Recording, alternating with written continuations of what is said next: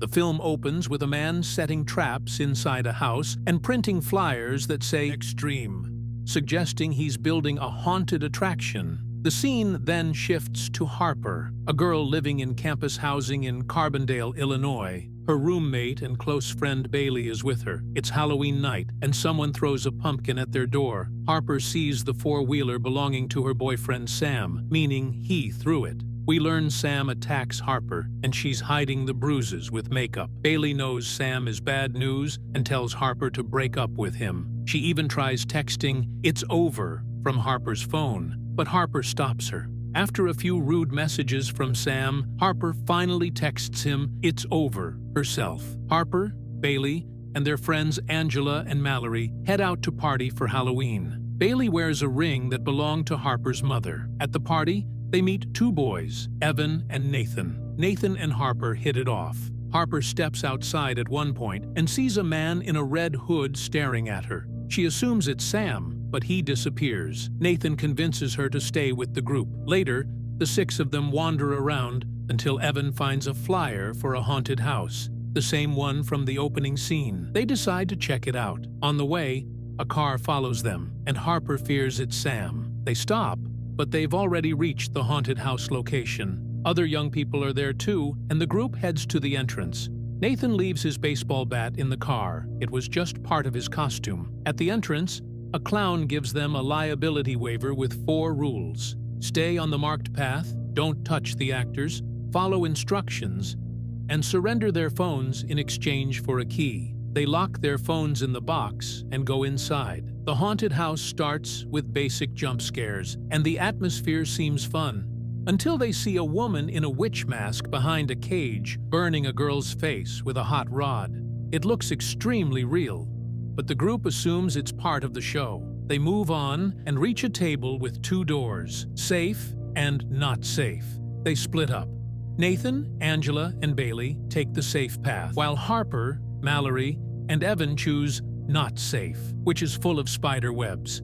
There were real spiders in the webs, and after getting past them, Evan, Mallory, and Harper reached a room with 3 coffins. The coffins were empty, but whenever one was closed, a door opening sound played. One by one, they climbed inside so the door would open. Mallory was last, and before she could exit, spiders were dumped on her through a hole, terrifying her. Still, the 3 made it to another room with a large square hole marked with arrows, indicating they had to crawl inside. Meanwhile, Nathan, Angela, and Bailey followed the safe path and noticed the chamber walls were oiled, which felt strange. They reached a wall with 3 holes and had to guess what body part they were touching. It was fun until Bailey's ring slipped off, Harper's mother's ring. When Bailey reached in to grab it, someone grabbed her hand. She pulled back, but her hand was covered in cuts, like the person used a razor. Now the group realized something was seriously wrong.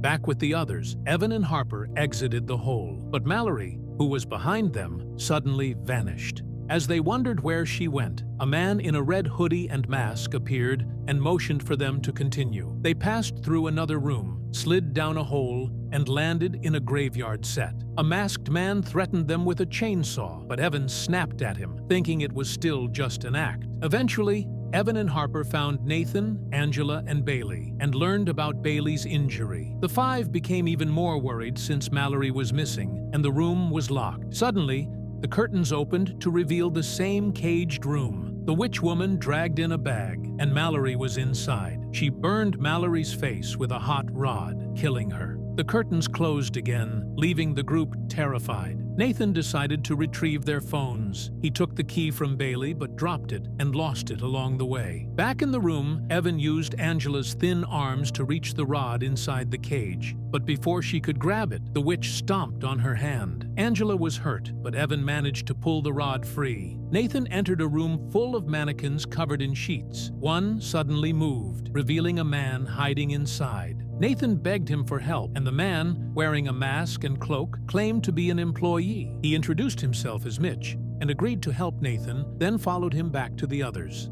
At this point, we see Harper's childhood trauma. Her father was abusive, beating her mother, and Harper used to hide under the bed. During one of these nights, she found her mother's ring and kept it safe. Because of this trauma, Harper avoids going home and seems estranged from her family. The film doesn't clearly state whether her parents are alive, but it suggests her mother may be dead and her father possibly imprisoned. That part is vague. Back in the present, Mitch begins helping the group. He says that although Mallory is missing, she should be safe, that she was just used as part of the scare, and she might even be waiting outside. They didn't fully trust Mitch, so Harper took his keychain. Evan even asked him to remove his mask, but Harper calmed things down. The group retraced their path to the exit, but behind the door was just a wall. Mitch said they'd have to go through the crawl space, one at a time, or a weighted trap door would open, the same one Mallory fell through. Their plan was Evan first, then Mitch, then Nathan, and the others afterward. Evan went in, then bolted ahead looking for a way out. Mitch entered next and immediately sealed the opening with a wooden board. When Nathan crawled in, he got trapped. A man in a devil mask with a pitchfork entered the room. Bailey, panicking, ran into the crawl space and triggered the trap door, sending Nathan into an operating room. The devil-masked man then attacked Angela with the pitchfork, killing her. He went after Harper, but she escaped down a slide. Evan kept running and eventually made it outside, but the phone box was missing. Mitch appeared and finally removed his mask, revealing a twisted, almost alien-looking face, then killed Evan. Harper, still fleeing, was caught by the devil-masked man, who removed his mask too. His face was full of strange piercings and a blackened eye, looking almost demonic. Meanwhile, the clown removed his mask and had a grotesque, deformed, clown-like face. All of them were naturally deformed, and the masks matched their real appearances. They were murdering people who visited the haunted house. We see the clown holding the phone box, microwaving and destroying all the phones except one, Harper's. When Sam called, the clown answered with disturbing replies, prompting Sam to panic and start searching for Harper. Before the devil-masked man could kill her, Nathan appeared from behind and shot him with a nail gun. Harper escaped into a strange room with a bucket and a sign telling her to reach inside. The bucket was full of dead rats and other disgusting things, but she pulled out a flashlight. The lights went out, and she used the flashlight to navigate a maze of traps, hanging blades, nails, and patches of superglue. She stepped on nails, ripped skin off her hand, and barely crawled through a hole before a masked man cut the rope holding up a pile of sharp objects meant to fall on her. She slipped away, just in time. Nathan wandered into the organ-guessing room and found Harper's mother's ring. He pocketed it, then went to the room where the clown destroyed the phones. He grabbed Harper's surviving phone just as Mitch entered. Nathan secretly sent Sam their location, then attacked Mitch and managed to escape up to the roof. He was basically out of the house now. Outside, a barbed wire boundary surrounded the area. Sam, having received the location, was already heading there. Harper entered a room decorated like a child's bedroom and barricaded the door with a dresser to keep the devil-masked killer out. The room triggered memories of hiding under her bed as a child from her abusive father. This room